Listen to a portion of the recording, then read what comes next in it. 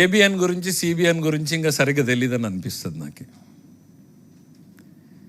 రాజకీయాల్లో సిబిఎన్ ఎట్లాంటి వ్యక్తి అనేటువంటిది ఒక్కసారి చూడండి మీరు. అభివృద్ధి సంక్షేమం అనేటువంటిది ఆయన విధానం.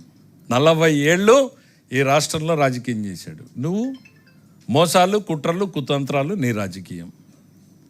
ఏబిఎన్ ఈరోజు కొత్తగా నువ్వు బెదిరించేది ఏందయ్యా? మీ నాన్న మొదలు పెట్టాడు కదా, మీ నాన్న వల్లే కాలేదు కదా రాధాకృష్ణన్ బెదిరించడము. నీ రాజకీయ గురువు కేసీఆర్ ఇంతకన్నా 4 ఇంతలు చేశాడు కదా, నువ్వు చేశావు కదా, మళ్ళా కొత్తగా ఇంకా నువ్వేం చేస్తావు?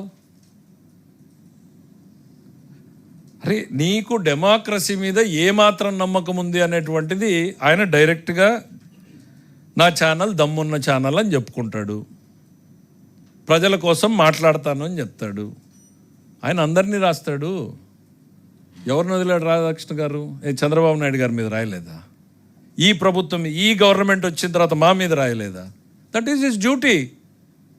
ఆయన క్షేత్రస్థాయిలో నుంచి మీలాగా కలం పట్టుకున్న స్థాయి నుంచి ప్రజల కోసం నిలబడినటువంటి వ్యక్తి.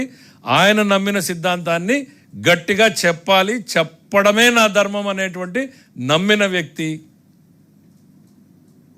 ఏబిఎన్ని బెదిరించాలనుకుంటే అది పిచ్చితనం అవుతుంది. ఎందుకనంటే మీ తండ్రి వల్ల కాలేదు, మీ రాజకీయ గురువు వల్ల కాలేదు, నీ వల్ల కాలేదు. నువ్వేదో ఇవాళ చేస్తావు అని అనుకుంటే అది భ్రమ అవుతుంది. ఇట్లాంటి ఆలోచనలు మానుకోమని చెప్తా ఉన్నా.